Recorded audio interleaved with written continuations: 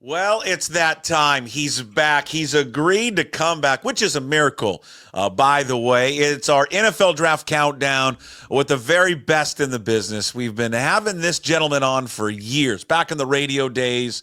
And now we've transitioned from radio. Now we're over here at pucksports.com. And joining us is Dane Brugler from The Athletic, the author of the greatest Bible in all of NFL draft religion, The Beast, which will be coming out. And Dane's going to be joining us as part of a series leading up to the NFL draft where he'll be on with us breaking down the draft for about 25, 30 minutes or so. And we'll get the very latest. And it's all brought to you by Georgetown Tavern Beer, an easy drinking domestic style lager made with Pacific Northwest barley and Yakima Valley hops. Probably a beer for you, Dane, that when this is all over for the draft, you'll have plenty of. It hits differently right after the draft. You take a deep breath, it does hit a little bit differently. Well, maybe one right after the Beast comes out early April, get that done, get that out of there. And then after the draft, I cannot, as much as I love this process, I cannot wait for that. Well, it's you've been grinding away. This is like the NFL season gets over, and then it's really, the season. I mean, it started a long time ago for you in breaking down all these guys. But it's amazing because the draft will get over, and then literally you start right back up again for the next year. For those who don't know, how long have you been doing this, covering the NFL draft? I mean, it's always been kind of my dream. I mean, my first draft guide that I did was in my dorm room back as a freshman. That was 2005. It was the Aaron Rodgers draft. So it's been a while.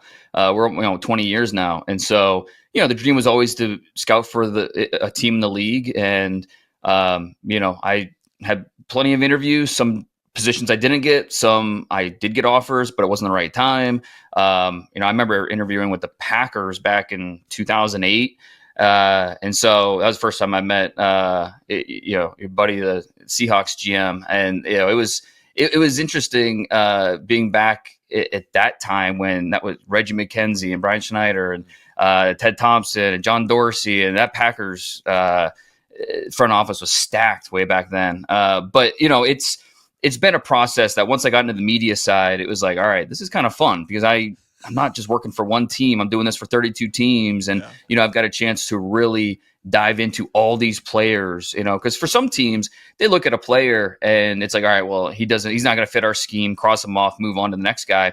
I get a chance to dive into all these guys. And so there'll be thousands of players that are in the draft guide that, we have all the pro day testing for, all the information. And so it's fun to give those guys their due as well. But this is going to be a fun draft class, just like the others.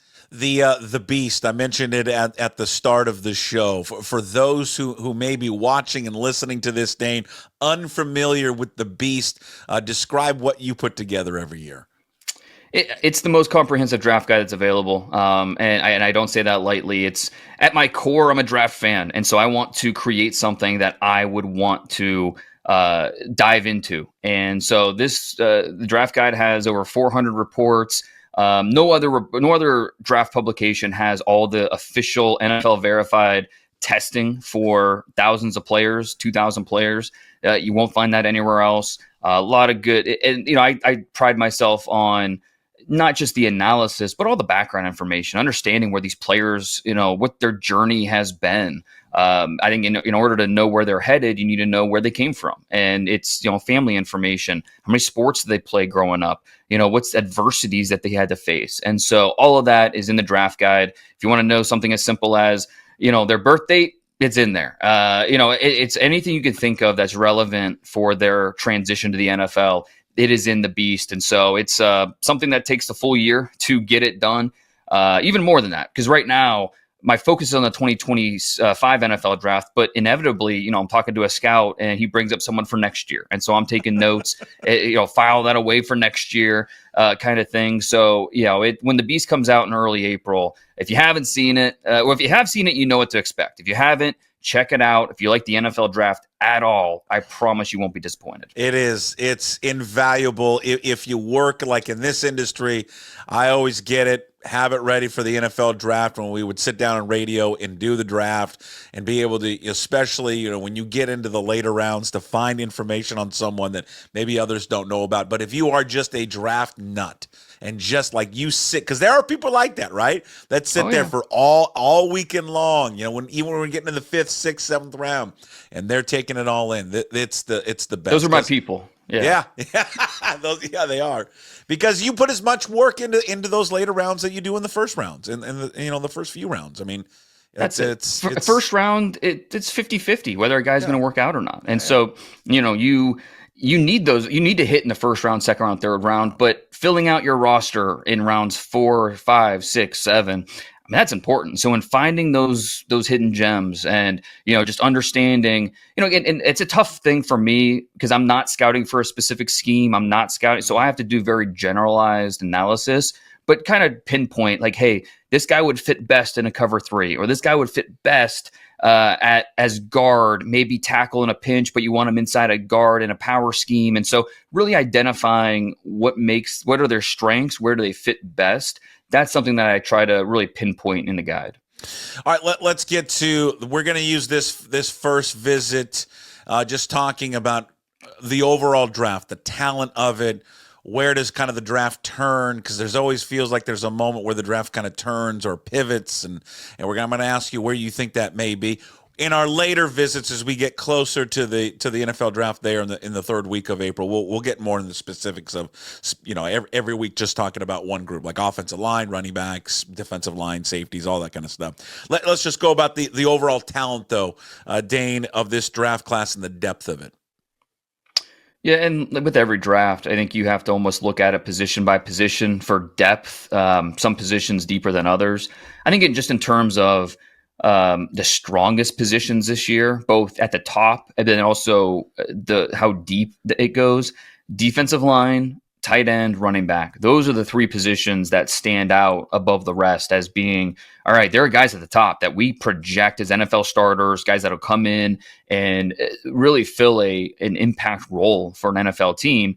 But also, if you wait until the 4th round, you feel pretty good about the guys that are going to be there at that point at those 3 positions. Just looking at the top of this draft, it's every draft has its own identity, and a lot of times people will describe or kind of base the identity on the quarterbacks. Like last year we had 6 quarterbacks drafted in the top 12. And I think that's kind of the lasting memory of last year's draft. But with this year, it's going to be a little bit different. We don't have the quarterbacks like last year. No. There's still going to be guys that are going to go. Cam Ward from Miami, Shedeur Sanders, Colorado, but it's not like last year. And so it'll be interesting. The Titans at 1, the Browns at 2, the Giants at 3.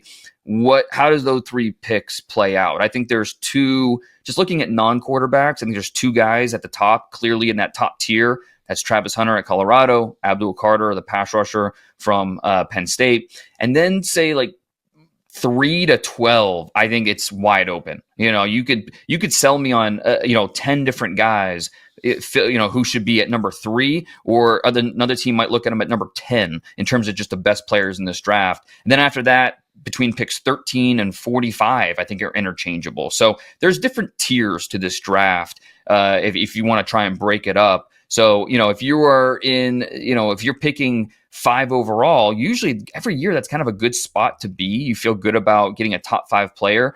This year, that's just a little bit different. If you're the Jaguars sitting there at 5, I think you're looking at your options saying, well, hopefully we can trade back because we feel a lot better about the guy we're going to get at 10 maybe, and also picking up a 3rd round pick or, trying to take advantage of the depth of this draft. So it's not a weak draft. I'm not going to say that. It's just maybe not as top heavy as some other drafts are. So just it lacks star power. Is that the way to put it? Like, it lacks star power, but it adds depth, especially later in the rounds. Is how league executives would look at it. And I think it's fair to characterize it that way. Like I said, with Hunter and Carter, those are 2 impact guys. They're going to come in, no matter if you're playing Travis Hunter at corner, receiver, both. He's going to make an impact. He has all the tools, all the traits that NFL teams are looking for to be a top 5, top 10 player at his position at some point in his rookie deal. After that, it's more projection and guys that are good, but maybe there's one area of their game that is not meeting up to standards of what usually you want in a top 10 pick. So, you want higher picks every year. Theoretically, you're going to get a better player, but not every top 10 is the same. Last year's top 10 was loaded with good players, and, the quarterbacks going really helped push some good players back. But, a guy like Brian Thomas Jr. from LSU, no way he falls out of the top 20 this year. He's a top 10 pick this year, even without knowing how his rookie year went in Jacksonville. He goes in the top 10 this year just because of the way the talent stacks up. Same thing with a guy like Quinyon Mitchell from coming out of Toledo, went to the Eagles, won a Super Bowl, had a really good rookie year. No way he falls out of the top 20 if he's in this year's draft, just because it's just not as top heavy as past years have been. The defensive line, you mentioned three positions. Again, defensive line, tight ends, and running backs. Let's start with the defensive line. Just the overall talent in this group. How many players you envision maybe being selected in the first round, but an evaluation of just this defensive line group as a whole. Yeah, and saying defensive line, I'm talking about the edge rushers and the guys on the interior. So, that's great news for anybody that watched the Super Bowl and saw the Eagles get home with 4 consistently. I think that, we always look at the Super Bowl winner and how do we kind of, latch on to what they did and let's try to do more of that. Let's lean into that. And, when the Chiefs won every year, it was like, all right, well, we can't find a Patrick Mahomes, so I'm not sure what we're going to do. But with the Eagles, 2 things stood out. One is, could we get our quarterback in the second round? I think that's something that a lot of teams will look at, especially, because of the Hurts thing, but also just relative to this draft. Talked about the 2 guys at the top with Ward and Sanders, but that second tier, that next tier, whether it's Tyler Shuck from Louisville, Dart from Ole Miss, some, they're fans of Kyle McCord from Syracuse, Will Howard, Ohio State, Jalen Miller, Alabama. I think a lot of teams will look at that second and third tiers on day 2 and say, let's get our tackle, let's get our pass rusher in round 1. Let's get our quarterback maybe in round 2. And, if it doesn't work out, because let's be honest, the hit rate on day 2 quarterbacks is not great. I mean, Russell Wilson, he's one of the exceptions, not the rule. So the hit rate's not great. But if we draft a quarterback in, the pick 70, we feel okay moving on next year, the year after that. We don't feel tethered to that like you do kind of with a first-round quarterback. So that's the first thing. The second thing is the defensive line. Seeing how the Eagles invested in that defensive line, what that meant for the rest of the defense. It's not like that's a landmark thought. I mean, it's always been the game of football is won in the trenches. And so getting better on the offensive line, defensive line is going to be a big thing everywhere. But especially this year with the depth of this draft, defensive tackle, we're going to see guys go pretty early and then it's going to stretch. I did my top 100 last week on The Athletic, and I think 16 maybe defensive tackles. And there were like 8 more guys that I was like, okay, how do I squeeze them in there? Because it's just, there's so many, and not all of them are going to be able to go in the top 75 picks, but maybe they all should. And so defensive tackle depth is really impressive. And then at the edge rushers, Abdul Carter at the top. He's not a Myles Garrett necessarily type of no-brainer number 1 pick, but he's maybe in that next tier of prospect as an edge rusher. And then after that, there's really good depth, whether you're talking about Mike Green from Marshall is a really violent and high motor player. James Pierce Jr. from Tennessee, Mikael Williams from Georgia. The other Georgia player, Jalen Walker, I'm very high on, even though he played more of a linebacker role for the Bulldogs. His best thing was getting after the quarterback. So that makes it a little bit of a projection, but it's kind of the tools are there. He showed he can rush when he was allowed to.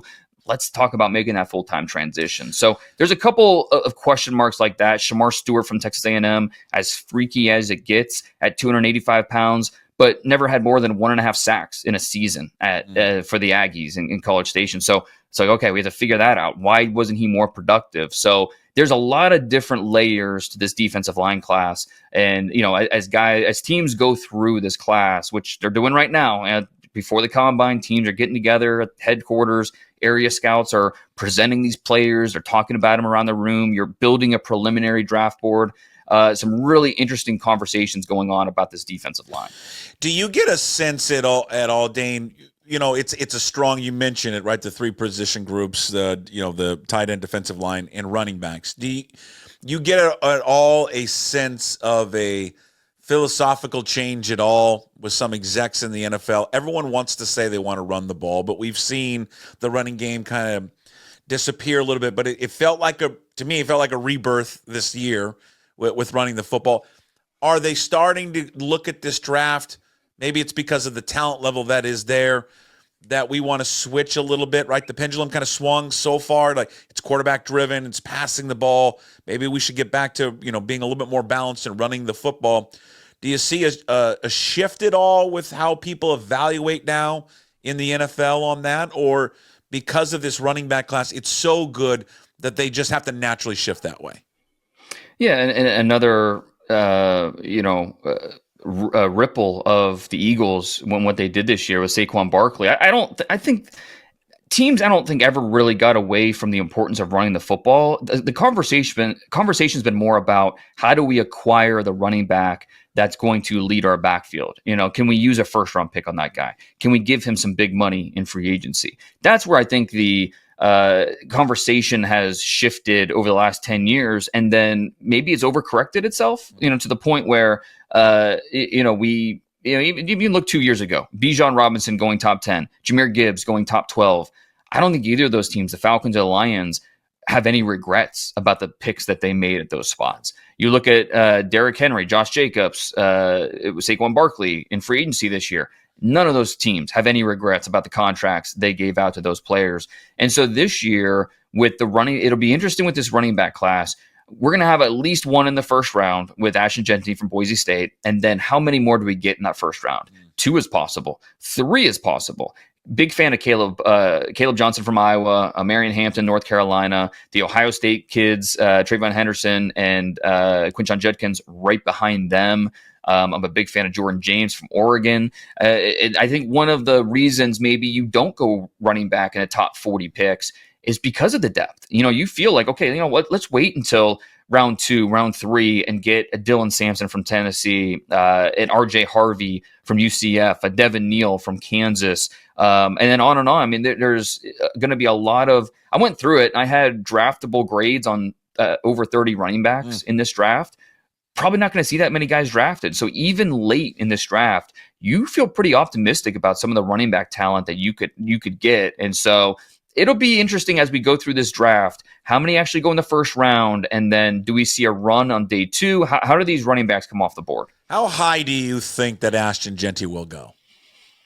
It's tough when you do a mock draft because, and we went through this 2 years ago with the Bijan draft, when you did a mock and you're trying to figure out where he's going to go, it was hard to find a landing spot. If the Falcons don't take Bijan Robinson at 8, you could say maybe the Lions would have taken him at 12, but they really like Jahmyr Gibbs. So I don't, it's tough. This year's draft, I think it's possible he goes top 10. It's at least something that teams will consider. You look at a team like the Raiders. They need help in so many different spots. They're picking at number 6. We have a brand new GM, brand new head coach. There's a lot of newness to this Raiders team, which makes it tough to really understand where they might want to go. They have a lot of needs on that team, but running back was a pretty big need, and we don't know who the quarterback's going to be. But if you bring in a guy like Ashton Jeanty, maybe he stabilizes things for that offense. And so no matter who you put at quarterback, he's going to help the offense as a whole. And so at number 6, it becomes intriguing. After that, I mean, Dallas is the most, the connector, the pairing that we see the most with Ashton Jeanty.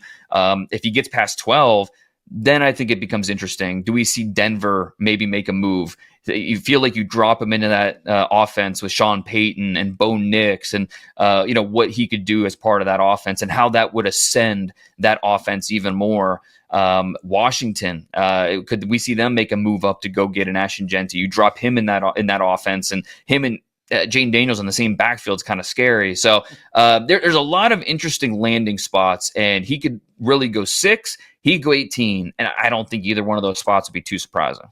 Yeah, right. When I asked you that question, I was thinking of the Raiders at 6, just because of Pete Carroll, and I'm just curious how much say Pete Carroll will have in the draft. We know he loves to run the football. He loves running backs.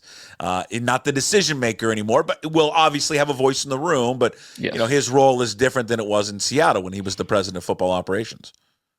No doubt. And he didn't take this job to just kind of sit by and, not have a voice. So Right. he'll definitely have a say in what the Raiders do. The conversation we're having now is before the combine, before free agency. The next few weeks will certainly shape how we feel teams will look at the draft. If the Raiders go out and make a splash at running back, obviously that changes things with how we look at they might attack the draft. But if they don't make any big moves in free agency at the running back position, then all of a sudden, okay, Ashton Jeanty becomes much more of a possibility there of a guy that, and there's no such thing as a safe pick in the NFL draft. It shouldn't be in the vocabulary whenever you talk about draft. But with Ashton Jeanty, you feel really good about the person you're getting, and then just the all-around talent, not just as a rusher, but catching the football. He's a promising blocker. So there's a lot with Ashton Jeanty that is easy to sell to the room, to an owner, and to a fan base. Dane, most Seahawks fans would say, hey, listen, the biggest need for this football team is on the offensive line, and it's on the interior portion of this offensive line. They're sitting there right now at 18. Seahawks fans, they're on the ledge. They need help on the offensive line. They're coming to you for answers, Dane. Are there answers at 18 if they decide to go that route on the interior offensive line? I think so. Tyler Booker is the one that stands out the most, Alabama guard. This guy he's had a pro mindset since he was about in 6th grade, maybe before that. I mean, every decision he has made has been to get to this point. He grew up in Connecticut, but for high school, he, went over 90 minutes away to go to a better football program in New Jersey. Then he went to IMG Academy because he wanted to be tested. He committed to Alabama because he wanted to play against the best. He wanted to be developed. So, and I think that over the summer, watching a sophomore tape, a little bit underwhelmed. You throw on that Rose Bowl tape against Michigan, and he was falling off balance. It wasn't consistent.